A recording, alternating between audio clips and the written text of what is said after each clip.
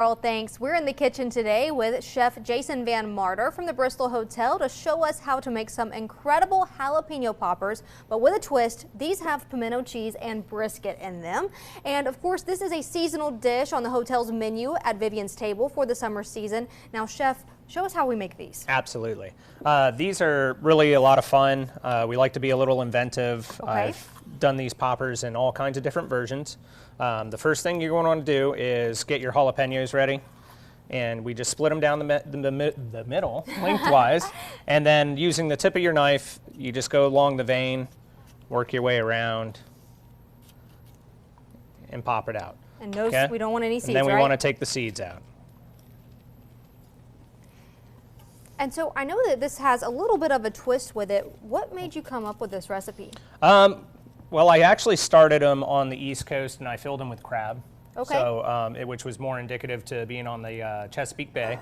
And then being in the area, I just kind of tried to get to know it a little bit more and saw the popularity of the barbecue and also pimento cheese. Absolutely, so everyone I just here loves pimento put them cheese. together and stuffed them in a jalapeno popper, and here we are. All right. So from here, we've got them all cored out, and what we want to do is use our pimento cheese mixture, which is a combination of pimento cheese and smoked brisket. Now, not everybody has, 18 hours to smoke a brisket, or keep an eye on it. So pellet smokers work really good for a set it and forget it. And then on what we do for the restaurant perspective is we take and we smoke the brisket for a couple hours and then we sous vide it.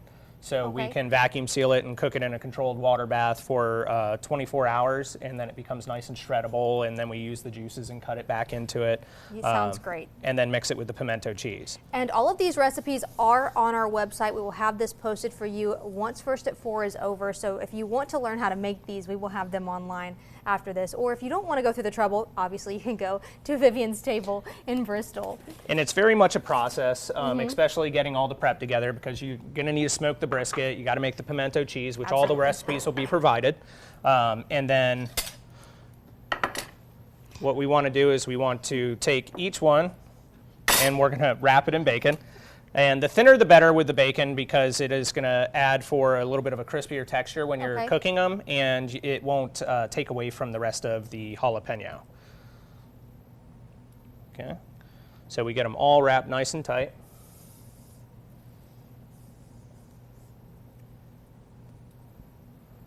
And then from here, what we do is we season them with a little bit of barbecue spice. So good.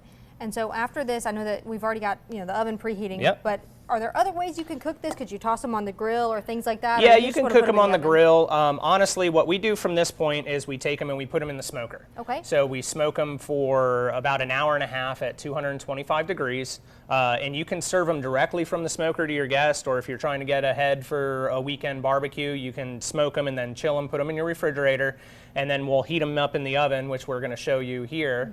And that just brings them back up to temperature and they're ready to serve, and they'll hold really, really nicely. Okay, so lots of different ways you can do this. Yeah, absolutely. So if you want and we got time, we'll go ahead and pull them from the oven. Here, I'll go ahead and move this out of our way over here.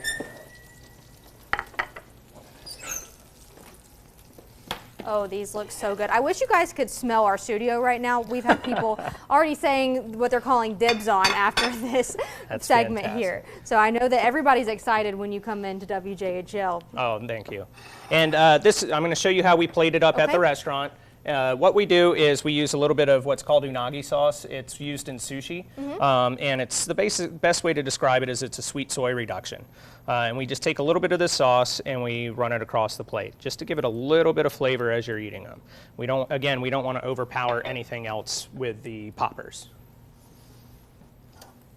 And then these lovely guys, and you can see how they've nice crisped up. The bacon's formed around them. Oh, they look so good. Smells so good.